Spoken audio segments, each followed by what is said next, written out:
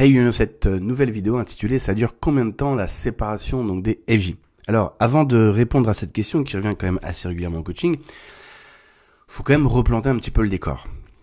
La première chose, c'est flamme jumelle, ça veut tout et rien dire, c'est-à-dire que ça voudra dire ce que tu as envie de dire et n'importe qui dans une relation un petit peu compliquée avec beaucoup de désir de créer un couple avec l'autre personne en face peut se retrouver, s'identifier, se cataloguer flamme jumelle.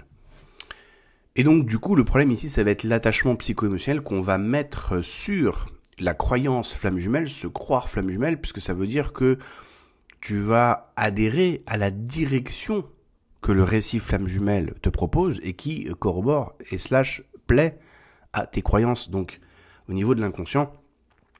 Et donc du coup forcément tu vas adhérer à l'idée de la réunion, c'est-à-dire aimer l'idée de se retrouver en couple avec la personne. Et ça, c'est un problème en soi. D'une part parce que, forcément, comme il y aura les fameux va-et-vient et donc la fameuse grande séparation, ça va déclencher l'idée de l'attente qu'il y ait le fameux retour. Et donc, du coup, la question, ça dure combien de temps une séparation? Sauf que le vrai problème de fond, c'est même pas celui-là, c'est tant que je suis psycho-émotionnellement attaché à l'idée que l'autre, c'est mon autre, ou c'est la bonne personne pour moi, ou c'est la personne qui est destinée, c'est exactement comme si tu étais à vélo avec des bâtons dans tes roues et que tu étais là en mode mais je veux avancer. Ouais, mais pour que tu avances, faut que tu enlèves les bâtons que tu as dans les roues, sinon ça va être compliqué. Et le bâton que tu as dans les roues, c'est tes croyances, que tes flammes jumelles, puisque tu es dans l'attente que l'autre revienne pour pouvoir avancer. Et ça, c'est pas facile à voir au début, puisqu'au début, on est persuadé que c'est le bon chemin. Alors qu'en fait, c'est le bon chemin qui correspond aux programmations mentales que tu as acquis depuis l'enfance, etc., dans le tiroir relation amoureuse, etc. Et la fondation même du chaser, c'est tel que je suis incomplet.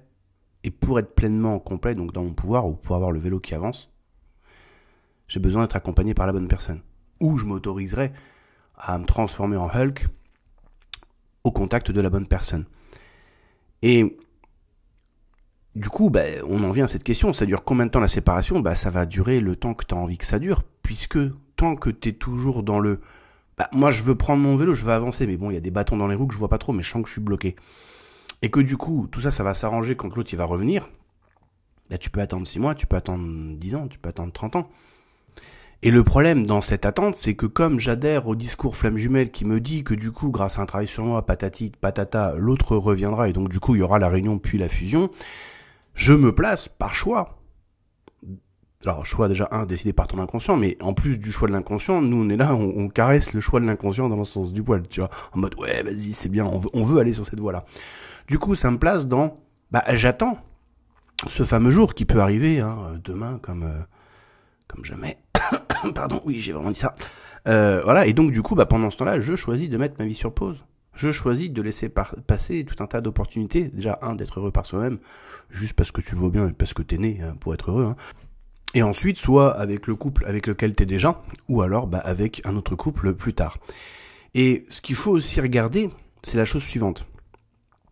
Tu vois, par exemple, moi, quand j'ai des gens qui viennent en coaching, on va dire la moyenne, une personne qui arrive par exemple demain, elle va avoir entre 3 et 7 ans d'historique, 10 flammes jumelles, et je leur dis la chose suivante. Je leur dis, mais imagine, ça fait 7 ans, tu vois. Demain, on va dire j'ai Jessica, ça fait 7 ans que son parcours, entre guillemets, a démarré.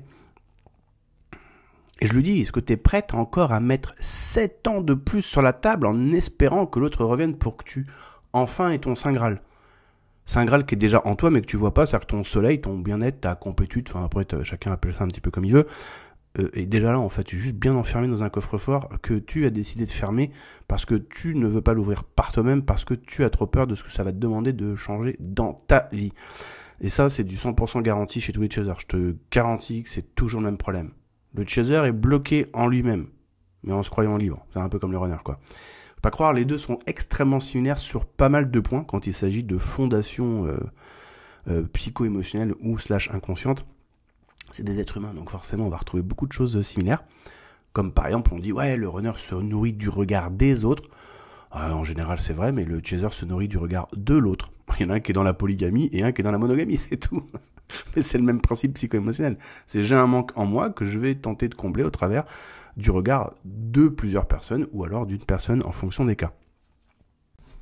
Et donc, si on en revient à la question, ça dure combien de temps la séparation des FJ? Ben justement, ça va durer le temps que tu veux lui accorder. Pourquoi? Parce que si tu adhères au récit flamme jumelle, ça veut dire que psycho-émotionnellement parlant, tu t'attends à ce que, tôt ou tard, il y ait ce fameux retour du runner, et donc du coup derrière l'étape d'après, la réunion, et l'étape d'après après la fusion.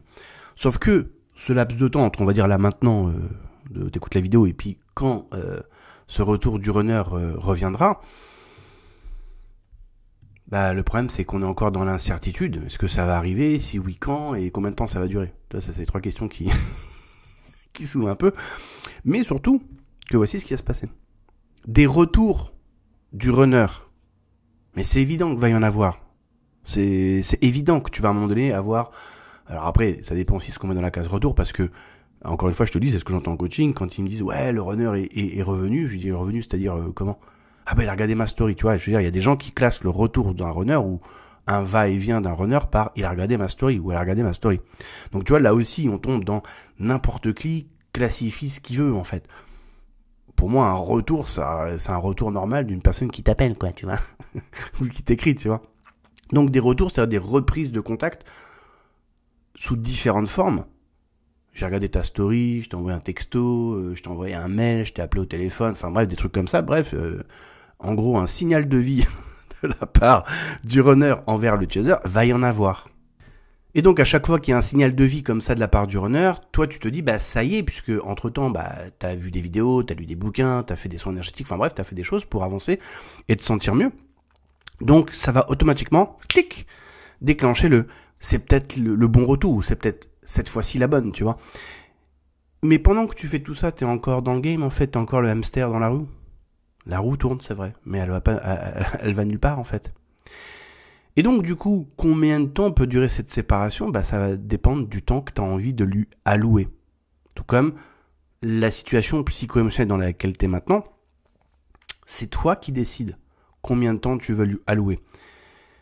Et ça veut dire reprendre ton pouvoir personnel. Ça veut pas dire que ça va être facile de passer de l'étape psychologie A à la B, à la C, à la D, à la E. Ça veut dire que toi, c'est un petit peu comme... en fait, par le choix de ta décision et des outils que tu vas utiliser, tu as le choix d'accélérer les choses. Tu vois, un petit peu comme quand tu coupes les oignons, tu te coupes le bout du doigt, pour favoriser... Ton corps, il va guérir tout seul. Mais pour favoriser la guérison, tu le mets sous l'eau, tu vas chercher la bétadine, un pansement, bref, pour l'aider, favoriser la guérison. Mais la guérison va quand même prendre un certain temps. Tu vas pas cicatriser et guérir comme si de rien n'était en 1 heure. Ça va peut-être prendre 3, 4, 5 jours. Et puis, au bout de 3 semaines, effectivement, tu n'auras même pas l'impression, tu regardes ta peau, tu as l'impression que tu t'es jamais coupé, bref. Donc, les choses prennent quand même un certain temps, mais tu peux accélérer ou décélérer ces étapes-là. Donc ici, le truc, c'est qu'est-ce que tu vas choisir de faire? Parce que quand moi, j'ai ces gens en coaching qui ont 3 ans, 5 ans, 7 ans, 12 ans, ils ont 15 ans, tu te rends compte qu'à un moment donné, des retours du runner, il y en a eu plein. Mais c'est jamais en fait, ce qui sort de la bouche des gens que j'ai en coaching, c'est, mais au bout d'un moment, c'est toujours le même game, en fait. Je fais, oui, parce que maintenant, tu te rends compte de la personnalité de la personne, tu te rends compte de son mode de fonctionnement, tu te rends compte que même à un moment donné, ils me disent, mais il n'y a plus de surprise, je sais comment la personne va me recontacter, ce qu'elle va me dire, la manière de le faire, etc., etc. Je dis oui, parce que maintenant, tu repères la récurrence du comportement de la personne. Et à chaque fois, je leur dis la même chose. Et je terminerai la vidéo avec ça. Juste, ça va te faire plaisir. Imagine demain, tu frottes la lampe d'Aladin. Donc le génie sort, salut, c'est moi. Il peut t'accorder un vœu. Et il te dit, je peux t'accorder un vœu sur ta relation idéale, qu'est-ce que tu veux? Est-ce que vraiment, mais vraiment sois honnête avec toi-même là, avec ce que je veux te dire là. Est-ce que vraiment, ce que tu vas lui sortir comme étant le script de ta relation idéale, c'est le récit flamme jumelle? Tous les chasers à qui j'ai posé la question m'ont tous répondu non. Et je leur dis, c'est donc bien la preuve que cette dynamique relationnelle n'est pas ce que tu veux. Et donc, se pose alors la question, que je ne vais pas détailler ici, mais je te la pose parce que je vais t'inviter à prendre ta feuille et ton stylo et à marquer toutes les raisons qui te viennent à l'esprit. J'ai bien dit toutes les raisons qui te viennent à l'esprit en réponse à cette question. Si ta réponse au génie d'Aladin, c'est non, je ne lui dirai pas, tiens, crée-moi la relation idéale sur le script flamme jumelle. Pourquoi tu restes autant attaché à cette relation? Et écris toutes les raisons qui te viennent des plus farfelues aux plus réelles, entre guillemets, qui font que t'es autant au taquet soit dans l'adhésion au parcours flamme jumelle, soit dans le vouloir que l'autre c'est ton autre, etc., ou vouloir qu'il revienne, ou vouloir qu'il s'excuse, on s'en fout, bref, qu'il y ait à un moment donné cette réunion, et que tu sois attaché donc au parcours flamme jumelle. Si tu es honnête avec toi-même, tu risques d'être grandement surpris par tes réponses. Et si tu veux aller plus loin, écoute, je t'invite à aller dans la description de la vidéo. Il y a un lien normalement pour prendre un rendez-vous en déprogrammation mentale. Et là, tu vas avoir les autres réponses à cette question, notamment quand on va faire donc de la libération émotionnelle. Je te souhaite une belle journée. À bientôt.